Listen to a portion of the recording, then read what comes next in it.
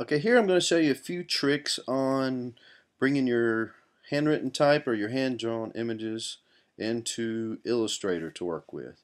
The first thing I did, for me, I just took a photograph of my writing, and instead of scanning it, it turned out better if I had scanned it, but I didn't feel like hooking up the scanner, so I just took a photograph.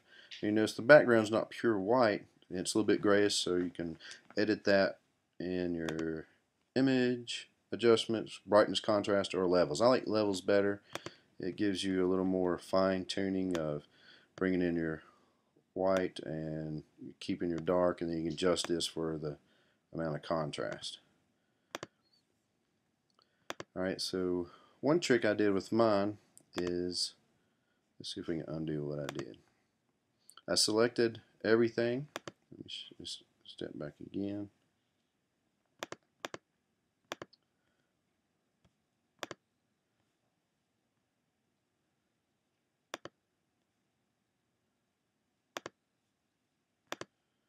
Alright, so I went up under Select, Color Range, and I just selected the background and said OK, and then I pressed the delete button, and it left the type just like that.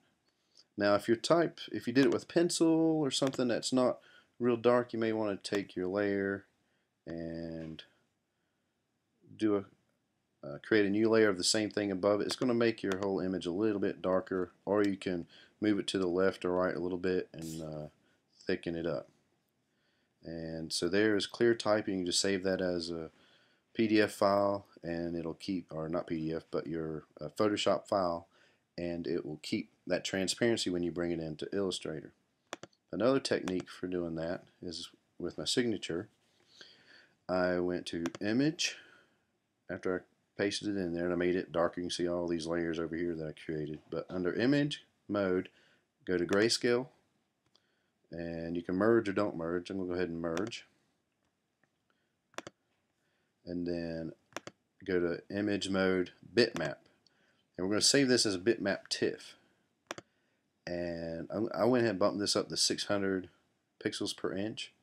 And I'm going to use 50% threshold on this one. There's different ones you can experiment with, but try the 50% threshold first and say OK. So there it is as a bitmap, and I'm going to save it as a TIFF. An interesting thing about that is when you save something like this as a TIFF, when you bring it into Illustrator, you can change the colors of it. Let's go to Illustrator. And you see I already have my drawing. It's mostly done. It's done enough to show you what I'm doing here and show you a few techniques. So I'm going to File, Place the signature in first and show you that trick. Alright, see how the background's automatically transparent. I didn't have to make it transparent. And you can also edit the colors because it is a bitmap TIFF. See? Neato. But I've already done mine down here at the bottom, so I'm going to delete that. And let's bring in another version and show you a different way to do that. File, Place. Like for the views of Winston-Salem and the Cosmos, I think I called that title. I just brought in the the Photoshop file. And on this one, I went ahead and used the image trace tool, and the default settings on this was about right, so you can click the preview, and if it looks about like you want it, I'm going to redo that. I'm going to ignore the white down here at the bottom because I don't have to edit that white out. Okay, so it takes out the white, so all it leaves me with is the black images, and that looks good enough. So after that's done, you can go to Object, Expand, click OK, and now it's live artwork that you can manipulate and edit. So I'm going to go in, and it puts a little square around it. That rectangle you see right there, I'm going to delete that rectangle out. And use your A select or direct select tool and just click a corner of it like this and just double delete, and it takes that out. And that actually created some interesting type. just drawing it with a black and white ink pen and then using that tool. And then I took these parts here using the direct select tool, because if you select everything, it all selects at the same time. But if you use the direct select tool, you only get those few letters there, and I just moved those off to the side here and placed it at the bottom because it worked with my design better. Alright, and see how I placed it there.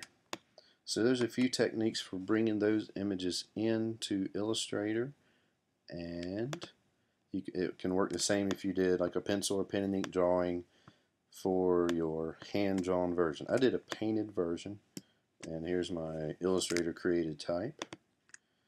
And I did a couple because I couldn't decide which one I liked best. This was one where I did like a simple thin drawing or painting of the Winston scene that was part of a bigger painting that I brought into it.